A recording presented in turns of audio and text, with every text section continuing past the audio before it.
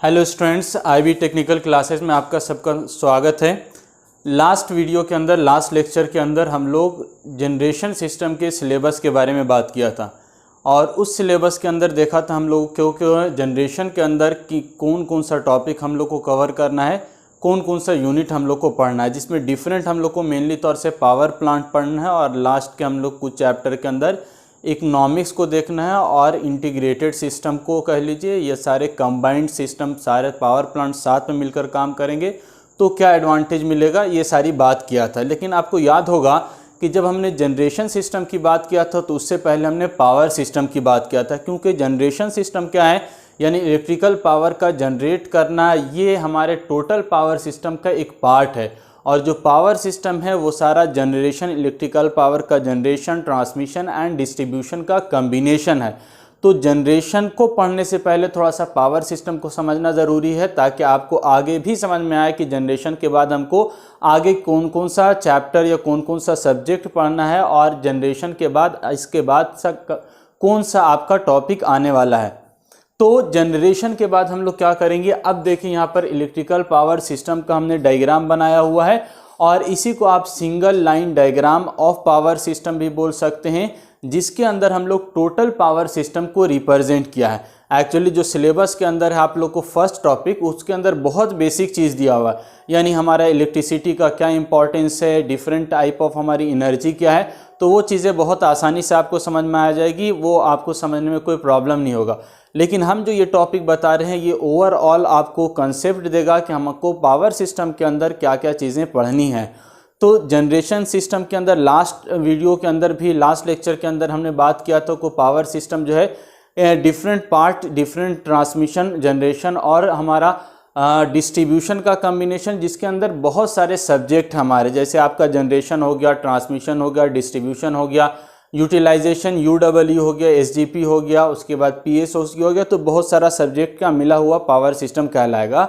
और उन सारी चीज़ को ही हम इस डायग्राम के माध्यम से रिप्रेजेंट करेंगे, यानी पूरा जो पावर सिस्टम है वो कवर करेगा ये एक सिंगल डायग्राम, इसीलिए इसको कहते हैं सिंगल लाइन डायग्राम भी कहा जाता है, यानी जिसके माध्यम से हम लोग एक ऐसा डायग्राम जिसके माध्यम से कंप्लीट पावर सिस्टम को हम लोग रिप्रेजेंट करेंगे, दिखाएंगे, या इसी को हम लोग इलेक्ट्रिकल पावर सप्लाई सिस्टम भी बोलते हैं, यानी पावर सप्लाई सिस्टम, सप्लाई किस तरह से किया जाए इलेक्ट्रिसिटी को, वो ये डायग्राम दर्शाता है। तो इस डायग्राम के अंदर क्या क्या चीज़ें हैं उसको ध्यान से देखते चलेंगे हम लोग, वो आपको स्टेप बाय स्टेप सारी चीज़ क्लियर हो जाएगी। तो सबसे पहले इस डायग्राम के अंदर देखिए हमने ऊपर में क्या बनाया हुआ है, एक छोटा सा आपको सर्कल दिख रहा होगा जिसके अंदर रेड कलर से हमने एक वेव टाइप का बनाया हुआ है, और ये जो सिंबल है ये किसका सिंबल है, अल्टरनेटर का सिंबल है। याद रखिएगा अल्टरनेटर, अल्टरनेटर क्या है आपका एसी जनरेटर को ही हम क्या कहते हैं, अल्टरनेटर कहते हैं, जिसके माध्यम से हम लोग क्या करते हैं, मैकेनिकल एनर्जी को इलेक्ट्रिकल एनर्जी में कन्वर्ट करते हैं, बदलते हैं, ट्रांसफ़र करते हैं। तो हमारा ऐसा इक्विपमेंट, ऐसा डिवाइस जिसकी सहायता से मैकेनिकल को इलेक्ट्रिकल में बदला जाए, जनरेटर या अल्टरनेटर कहलाता है। तो जनरेटर का मतलब हम लोग डीसी जनरेटर समझते हैं, लेकिन यहाँ पर एसी जनरेटर की बात होगी और एसी जनरेटर का दूसरा नाम ही क्या है, अल्टरनेटर है। तो हमारी जो इलेक्ट्रिसिटी उत्पन्न होती है जनरेटिंग स्टेशन के अंदर, वहाँ पर डीसी जनरेटर का यूज़ नहीं होता है बल्कि एसी जनरेटर का यूज़ होता है, यानी अल्टरनेटर का यूज़ होता है। एसी जनरेटर का ही यूज़ क्यों करते हैं और एसी प्रोड्यूस क्यों करते हैं, इसके बारे में बाद में डिस्कशन करेंगे डिटेल के अंदर। हाइड्रो पावर प्लांट के अंदर एक अल्टरनेटर टॉपिक है, उसके अंदर हम लोग बात करेंगे। तो ये जो डायग्राम आपको छोटा सा सर्किल दिख रहा है ये आपका जनरेटिंग स्टेशन का सिंबल है, और जनरेटिंग स्टेशन के अंदर क्या लगा हुआ है, ये अल्टरनेटर लगा हुआ है। लेकिन जनरेटिंग स्टेशन का मतलब जहाँ पर जनरेशन का काम हो रहा है, इलेक्ट्रिसिटी प्रोड्यूस हो रही है, इलेक्ट्रिसिटी का उत्पादन हो रहा है, ऐसे जगह को हम लोग जनरेटिंग स्टेशन कहते हैं, या इसी को हम लोग पावर प्लांट कहते हैं, इलेक्ट्रिकल पावर प्लांट, जहाँ पर इलेक्ट्रिसिटी हमारी उत्पन्न हो रही है। तो ये जो आप देख रहे हैं सिंबल, ये एक अल्टरनेटर का सिंबल है। लेकिन प्रैक्टिकल अगर बात करें तो जनरेटिंग स्टेशन के अंदर क्या होता है, नंबर ऑफ अल्टरनेटर लगे हुए। तो इस तरह से नंबर ऑफ अल्टरनेटर लगा होगा और ये आपस में एक दूसरे के साथ होगा, क्या होगा, पैरेलली कनेक्ट होगा। और ये नंबर ऑफ अल्टरनेटर कितना होगा, ये आपका डिपेंड करता है नंबर ऑफ लोड, या हमारा लोड की वैल्यू कितना है, यानी कितना कवर, कितना एरिया में हमको सप्लाई देना है, पूरे बिहार में देना है या पूरे झारखंड के अंदर देना है या उससे बड़ा एरिया कवर करना है। तो जितना ज़्यादा लोड होगा उसी के हिसाब से हमारा नंबर ऑफ अल्टरनेटर लगा होगा और ये आपस में पैरेलली कनेक्ट होगा।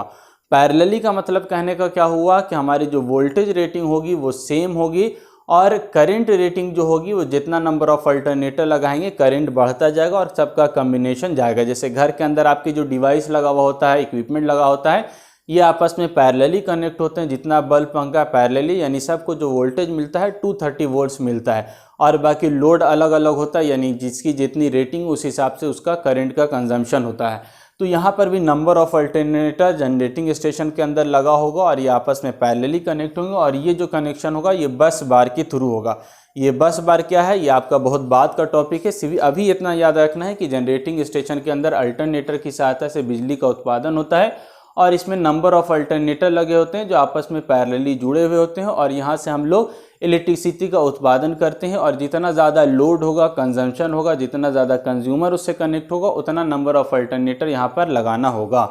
तो अब ध्यान से देखिए, अब जो हम लोग को पढ़ना है आपका सिलेबस के अंदर फर्स्ट सिलेबस जो आपका थर्ड सेमिस्टर इलेक्ट्रिकल के अंदर है, इलेक्ट्रिकल पावर जनरेशन, वो केवल और केवल इसी सर्किल के अंदर हमको घूमते रहना पूरे सेमिस्टर के अंदर। 3-4 महीने जो अगर आपका चलेगा तो इसी सर्किल के अंदर हम बात करेंगे। इसी सर्किल के अंदर आप देख रहे हैं तो देखने में तो छोटा ही लग रहा है, लेकिन इसके अंदर बहुत डेप्थ है। आप जब सिलेबस को देखेंगे उसके अंदर पढ़ेंगे तो आपको लगेगा कि बहुत ज़्यादा वास्ट टॉपिक था जिसको हमने बहुत छोटे से सर्किल के माध्यम से दिखाया था। तो इसके अंदर क्या क्या छुपा हुआ है, इसके अंदर डिफरेंट पावर प्लांट छुपा हुआ है। तो जनरेटिंग स्टेशन आपका डिफरेंट हो सकता है, यानी आपका थर्मल पावर प्लांट हो सकता है, हाइड्रो पावर प्लांट हो सकता है, न्यूक्लियर पावर प्लांट हो सकता है। इसी तरह नॉन कन्वेंशनल एनर्जी सोर्सेज के अंदर जाएंगे तो विंड पावर प्लांट हो सकता है, सोलर पावर प्लांट हो सकता है, टाइडल पावर प्लांट हो सकता है, जियोथर्मल पावर प्लांट हो सकता है। इसी तरह डिफरेंट हमारे पास सोर्स हैं, प्लांट हैं जिसकी सहायता से हम बिजली का उत्पादन करते हैं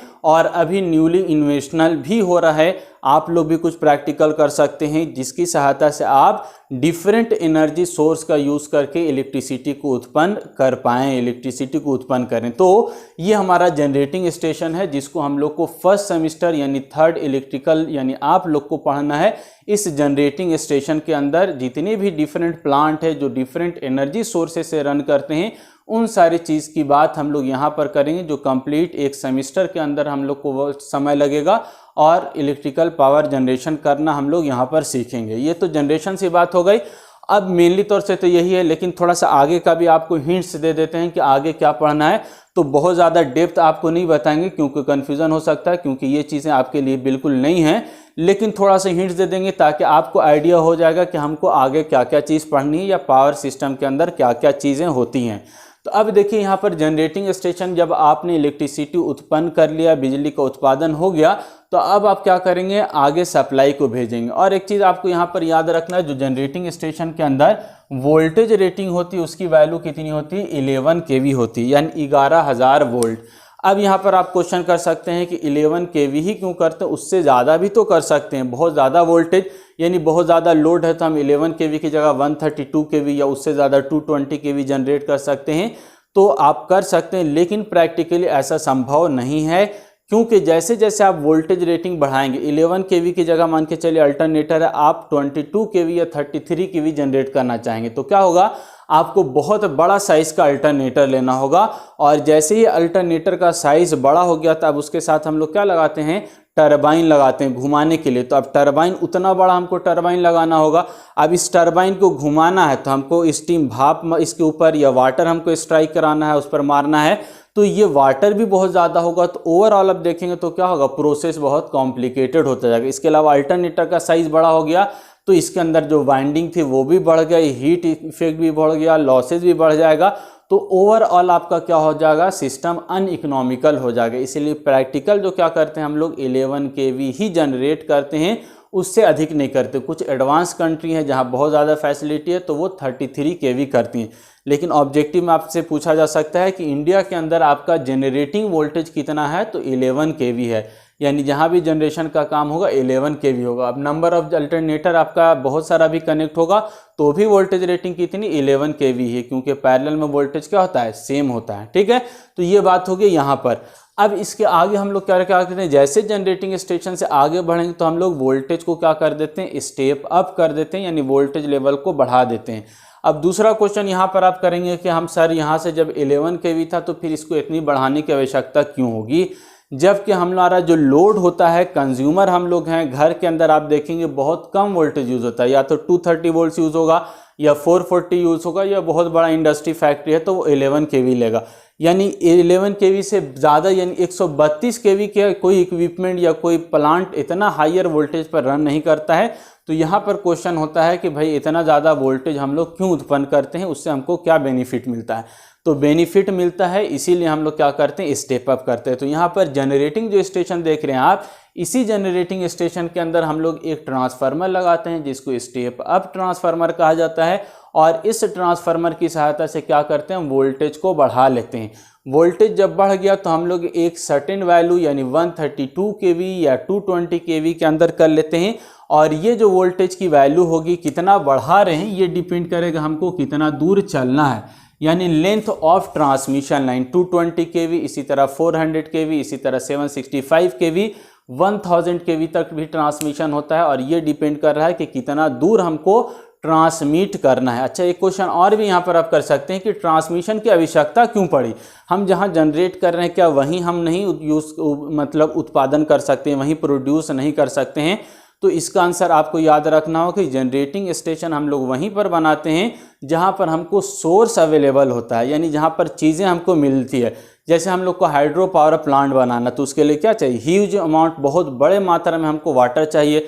आप बोलिएगा कि गया के अंदर हम पावर जनरेशन बनाएंगे और फल्गु नदी के अंदर हम क्या लगाएंगे, हाइड्रो पावर प्लांट बनाएंगे, तो ये संभव नहीं है क्योंकि यहाँ पर वाटर अवेलेबल नहीं है। तो हाइड्रो पावर प्लांट हमको कहाँ बनाना होगा, ऐसे जगह बनाना होगा जहाँ पर हमारा पावर, जहाँ पर हमको वाटर बहुत बड़े मात्रा में अवेलेबल है। इसी तरह अगर हमको थर्मल पावर प्लांट बनाना है, कोयला से चलने वाला प्लांट, तो ऐसे जगह बनाना होगा जहाँ पर कोयला अधिक मात्रा में अवेलेबल है। जैसे आपका झारखंड के एरिया बहुत सारा, वहाँ पर कोल माइंस है, बहुत सारा कोयला है।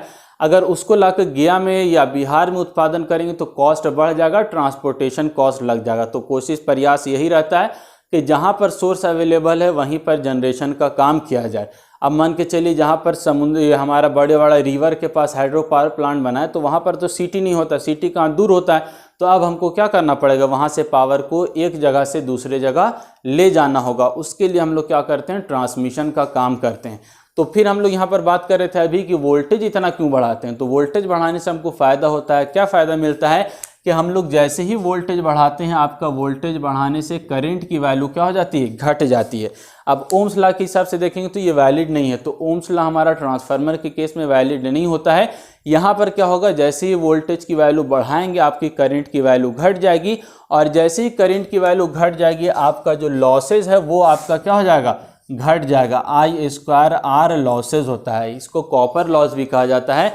यानी ये एक प्रकार का क्या करेगा, आपका हीट उत्पन्न कर देता है, I²R। या इसी के साथ अगर T लगा देंगे तो जूल्स लॉ कहलाएगा आपका I²RT, यानी इलेक्ट्रिकल एनर्जी हीट के अंदर कन्वर्ट हो रहा है, जो एक प्रकार का एनर्जी का आपका वेस्टेज है, एनर्जी आपका उपयोग सही से नहीं हो पा रहा है।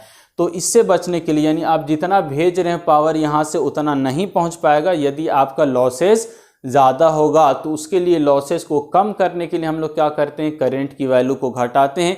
और यदि करंट घटाना है तो वोल्टेज हमको बढ़ाना होगा, तो ट्रांसफार्मर की सहायता से क्या करेंगे, हम वोल्टेज को बढ़ा लेंगे, और वोल्टेज जैसे बढ़ेगा आपके करंट की वैल्यू घट जाएगी, और करंट घटेगा तो लॉसेस कम होगा, और लॉसेस कम होगा तो आपका ट्रांसमिशन लाइन का या पूरे पावर सिस्टम का इफ़िशियंसी बढ़ जाएगा और इसका परफॉर्मेंस बेटर हो जाएगा। इसीलिए हम लोग क्या करते हैं, आपका वोल्टेज की वैल्यू को बढ़ा लेते हैं। इसके अलावा और भी बहुत सारा एडवांटेज मिलता है हमको वोल्टेज को बढ़ाने से। जैसे आपका वोल्टेज बढ़ा लेंगे आप तो वॉल्यूम ऑफ कंडक्टर क्या हो जाता है, घट जाता है, इन्वर्सली प्रोपोर्शनल है।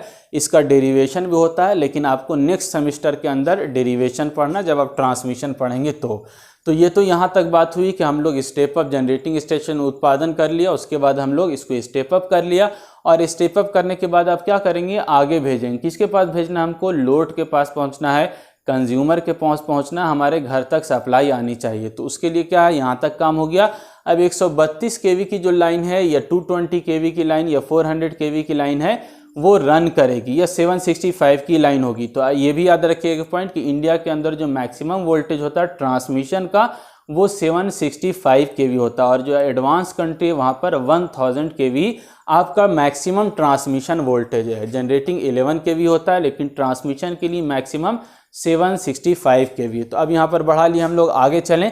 कहाँ तक चले हम लोग, जितना भी लेंथ आपको कवर करना, मान के चलिए झारखंड के अंदर उत्पादन हो रहा था, बिहार के अंदर हमको लाना है, तो वहाँ से लेकर जितना भी लेंथ हमको ट्रैवल करना है, वो ये वाला पोर्शन आपको दिख रहा है आपका 1000 ऑफ किलोमीटर हम यहाँ तक चलेंगे। चलने के बाद क्या होगा, ट्रांसमिशन लाइन कवर करने के बाद आपको एक स्टेशन यहाँ पर मिलेगा। इस स्टेशन का नाम क्या होता है, रिसीविंग स्टेशन। और ये स्टेशन आपका कहाँ बना होगा, जिस सिटी के अंदर, जिस शहर के अंदर आप सप्लाई देना है उस शहर के बाहर, आउटस्कर्ट्स ऑफ द सिटी।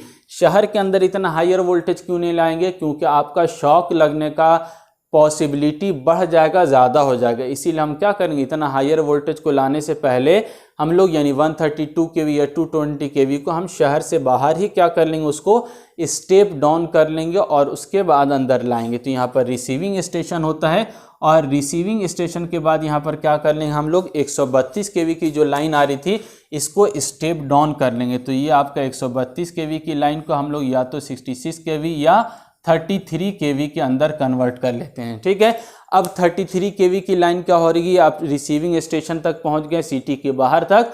तो आप सिटी के बाहर से आप कहाँ आएंगे, शहर के अंदर आएंगे। डिफरेंट जगह पर आप देखा होगा सब स्टेशन बना हुआ होगा, तो ये सब स्टेशन की जो रेटिंग होगी वो कितनी होगी, 33 kV होगी, या सम केसेस में आपका 66 kV भी हो सकता था। अभी 33 kV मान लेते हैं। तो ये 33 kV कहाँ तक आ गया, सब स्टेशन तक आ गया, जो आपके अलग अलग एरिया के अंदर बना हुआ होगा। ये अब यहाँ तक आने के बाद फिर फर्दर क्या करेंगे, 33 kV को, चूंकि इतना हायर वोल्टेज भी हम लोग यूज़ नहीं करते हैं और घटाना हमको, तो अब 33 kV की लाइन आगे चलेगी। और आगे आने के बाद हमारा क्या होगा, यहाँ पर यहाँ 33 kV हो गया, और इस 33 kV की लाइन को हम लोग क्या कर लेंगे, यहाँ से 11 kV के अंदर स्टेप डाउन कर लेंगे। अब ये 11 kV की रन कर रही थी, अब यहाँ पर जो स्टेशन होगा 11 kV की लाइन, ये 11 kV को स्टेप डाउन कर लेंगे हम लोग। इस स्टेशन को क्या कहा जाएगा, आपका डिस्ट्रीब्यूशन स्टेशन कहा जाएगा। यहाँ पर 400 वोल्ट्स या आपका 230 वोल्ट्स के अंदर हम लोग कन्वर्ट कर लेंगे, और यही जो वोल्टेज होगा आपका क्या होगा, यूटिलाइज होगा। यानी हम लोग घर पर जो यूज़ करते हैं या तो 400 वोल्ट्स या 230 वोल्ट्स यूज़ करते हैं। तो ये स्टेशन है जिसको हम लोग डिस्ट्रीब्यूशन स्टेशन कहते हैं। अब फिर से देख लिए, अब ट्रांसमिशन को, ये जो पूरा पार्ट आप देख रहे हैं यानी जनरेटिंग स्टेशन से सब स्टेशन तक, ये आपका क्या है, ट्रांसमिशन कहलाएगा, यहाँ से लेकर यहाँ तक। लेकिन इस ट्रांसमिशन को भी दो भाग के अंदर बांट दिया गया है। एक को आप प्राइमरी ट्रांसमिशन कहते हैं, यानी जनरेटिंग स्टेशन से रिसीविंग स्टेशन तक का जो लेंथ है वो प्राइमरी ट्रांसमिशन कहलाएगा, और रिसीविंग स्टेशन से सब स्टेशन तक का जो लेंथ है ये आपका क्या कहलाएगा, सेकेंडरी ट्रांसमिशन कहलाएगा। ठीक है, तो ये कंप्लीट ट्रांसमिशन हो गया।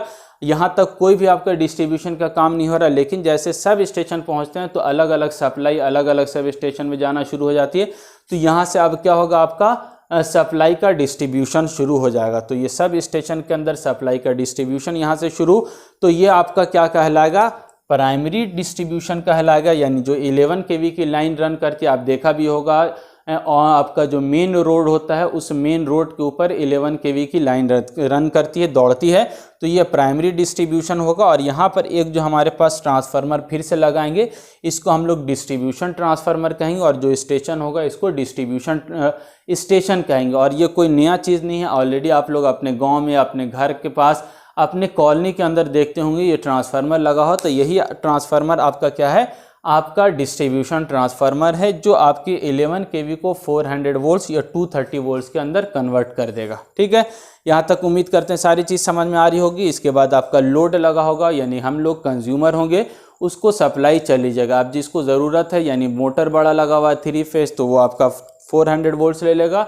और कोई छोटा घर है हम लोग की तरह, तो वो क्या कर लेगा, 230 वोल्ट्स, नॉर्मल घर है मतलब 230 वोल्ट सप्लाई ले लेगा, और उसके पास सारी चीज़ें रन करेंगे। ठीक है, अब थोड़ा सा फेज को भी समझिए। यहाँ पर क्या होगा, जो जनरेशन का काम होता है, ये जनरेशन का काम आपका 3 फेज सिस्टम के अंदर होता है। यानी ये जो अल्टरनेटर है, ये आपका 3 फेज अल्टरनेटर होगा, और यहाँ से 3 फेज सप्लाई उत्पन्न करेगा। और इसके बाद जो ट्रांसमिशन भी होगा वो भी 3 फेज होगा। तो इस सिस्टम को हम लोग जो ट्रांसमिशन हो रहा है इसको 3 फेज 3 वायर सिस्टम कहते हैं। ये सिंगल लाइन से दिखाया गया आसानी के लिए समझने के लिए, लेकिन प्रैक्टिकली आप देखेंगे ये 3 फेज सिस्टम। इस तरह का टावर देखा होगा, बड़ा बड़ा बहुत बड़ा बड़ा टावर रहता है इस तरह का। तो यहाँ ये आपका क्या है 3 फेज, आर वाई भी इधर भी होता है और आर वाई भी इधर भी होता है। तो ये 3 फेज सिस्टम होता है और ये दोनों तरह से रन कर रहा है, तो इसको हम लोग कहेंगे डबल सर्किट सिस्टम। यानी एक तरफ अगर आपका ख़राब भी हो जाता है, कुछ गड़बड़ी भी हो जाता है, तो दूसरे साइड से सप्लाई आपकी कंटिन्यूअस चलती रहेगी। तो ये आपका हो गया। यहाँ पर भी हमारा 3 फेज 3 वायर। 3 फेज 3 वायर कहने का मतलब क्या हुआ आपका आर वाई बी, आगे हम बता रहे हैं। तो यहाँ पर भी 3 फेज 3 वायर और यहाँ पर भी आपका क्या होगा 3 फेज 3 वायर सिस्टम। लेकिन जैसे आप सेकेंडरी डिस्ट्रीब्यूशन में पहुँचते हैं यहाँ पर क्या होगा 3 फेज 4 वायर सिस्टम होगा। इसका मतलब क्या हुआ, अब देखिए यहाँ पर मान के चलिए ये आर हो गया, ये वाई हो गया और ये बी हो गया, ठीक है, आर वाई और बी। और चौथा क्या हो गया आपका न्यूट्रल हो गया। लेकिन पहले जितना बात कर रहे थे यहाँ पर कितना 3 ही वायर था, आर वाई बी। तो ये तीनों फेज वायर होगा और यही तीनों क्या होगा आपका वायर भी कहलाएगा। तो ये 3 फेज 3 वायर हो गया। लेकिन डिस्ट्रीब्यूशन के अंदर जब देखेंगे यहाँ पर जो वायर रन करेगा दौड़ेगा वो कितना वायर 4 वायर करेगा। एक आपका आर होगा, एक वाई होगा, एक बी और चौथा क्या होगा न्यूट्रल होगा। तो अब न्यूट्रल दौड़ाने से आपको क्या फ़ायदा होगा कि आपको जो घर है डोमेस्टिक पर्पस के लिए वो अपने हिसाब से वोल्टेज ले सकता है। मान के चलिए कोई आपका फैक्ट्री है या किसी को वो हेवी मोटर रन कराना है, उसको 3 फेज वोल्ट चाहिए यानी 400 वोल्ट चाहिए, तो वो क्या कर लेगा किसी भी 2 फेज से कनेक्ट कर लेगा, यानी 2 लाइन भी इसको बोलते हैं, आर और वाई के बीच कनेक्ट करेगा तो इसको 400 वोल्ट भी मिल जाएगा, या वाई बी के बीच या आपका आर बी के बीच में, तो इन दोनों के बीच भी। और यहाँ पर भी आपको क्या मिल जाएगा 400 वोल्ट्स मिल जाएगा या 440 वोल्ट्स भी बोलते हैं इसको, थोड़ा बहुत फ्लक्चुएशन हो सकता है, कोई दिक्कत नहीं उसमें। तो ये आपका 3 फेज वोल्ट कहलाएगा, लाइन टू लाइन वोल्टेज कहलाएगा।